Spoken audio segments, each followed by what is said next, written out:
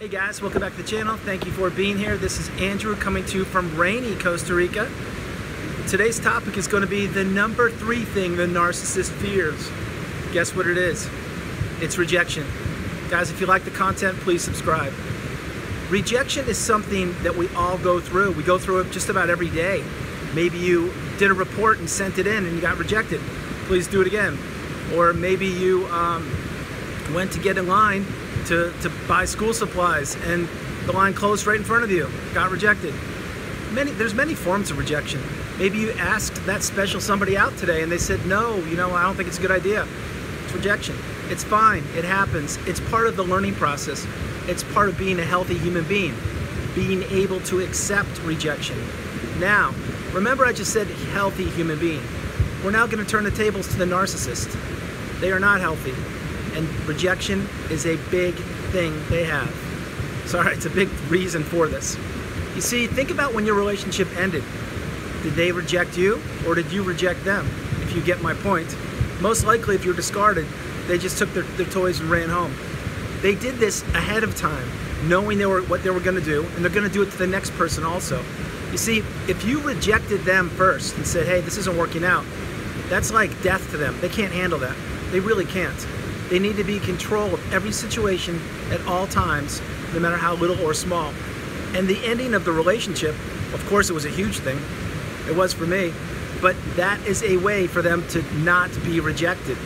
You see, if you reject them in any capacity, whether it's a relationship or maybe it's like, if you tell them, hey, I think you could maybe get a different car or something like that. Those are big examples, but you get my point. They're not going to take this. Because rejection is something that the narcissist rejects. Do you understand that? What they do is they can't fathom the fact that they could be wrong or that somebody could actually reject them first. This is unheard of. How does that happen? Rejection to them is a really big thing. It will cause a narcissistic injury, which later I'll get into on this channel. But a narcissistic injury, many of them come from rejection.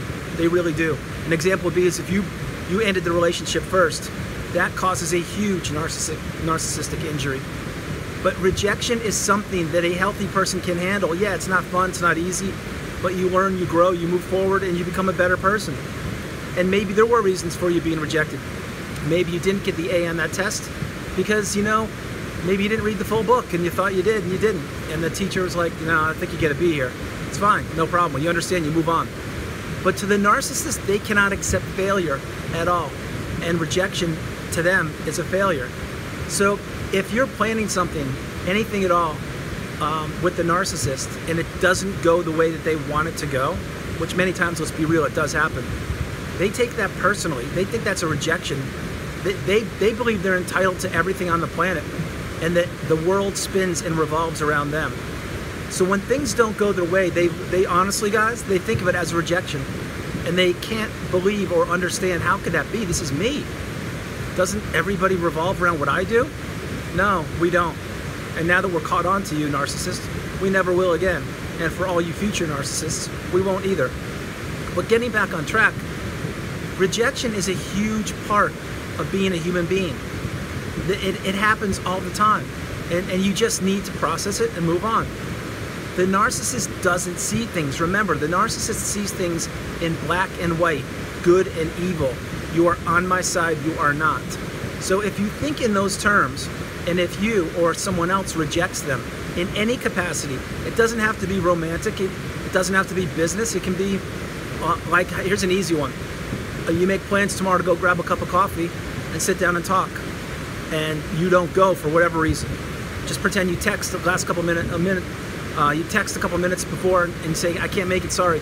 Something suddenly came up. The narcissist will take that as rejection. They will, believe me. Now, whereas a healthy person, like let's say that happened to me, I'd be like, okay, I understand, things happen, it's fine.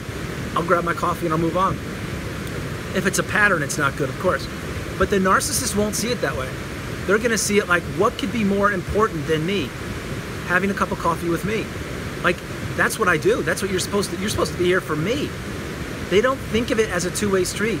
They think of it as supply for themselves and control for themselves. Rejection, which is another good point, rejection is a loss of control. Think about that one. When you are rejected, you don't have control.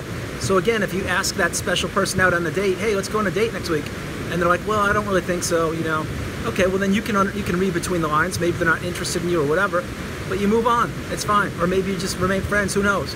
The narcissist can't take that, because in their mind they're thinking, I'm the best of the best, and everybody wants to be with me. Everybody wants to have a cup of coffee with me. Everybody wants to support me and be around me and pump up my ego. And if they do get rejected, it's not good for them. It is, again, a form of them not being in control. And then they have to introspect for the 20 seconds that they do it every day. And they're like, oh my God, I can't believe this. And then they put the mask back on, and then they move forward and act like nothing happened. I mean, they're gonna be upset and frustrated, and maybe a rage fit. But the point being, they're not gonna be reasonable and say, no, they just couldn't make it today. I understand, it's fine. No, that's not gonna happen. So rejection is a huge thing for the narcissist. It's the number 3 fear they have. Rejection is huge. So for those of you people that are watching this video, that maybe you're in a narcissistic relationship right now, and you're thinking of ending it, of course, do your homework, do your due diligence, and figure out the best method. But if you make this act first, this move first, and end the relationship, you're essentially rejecting the relationship, and you're rejecting the narcissist, which again will create a narcissistic injury. It will 100% give you the upper hand, give you control, and believe me, the narcissist won't like it. They're gonna do everything possible to hoover you, try and get back in your good graces, to probably love bomb you a little bit too. Of course, the purpose of all that is, again, let's pretend that they do get back with you and you caved in. They will be the one rejecting you, so they get the last laugh. That's the whole purpose of that. So that's a whole different video. But remember, you guys, the narcissist can't stand being rejected. They don't want to be exposed. They hate to be alone. Now, they don't want to be rejected. Think about that. The narcissist that was in your life or is right now, think about how what happens when they get rejected. Are they handling that well? No, they're not. Because in their minds, they think everything's supposed to go perfectly according to their script. It doesn't. It doesn't with any of us.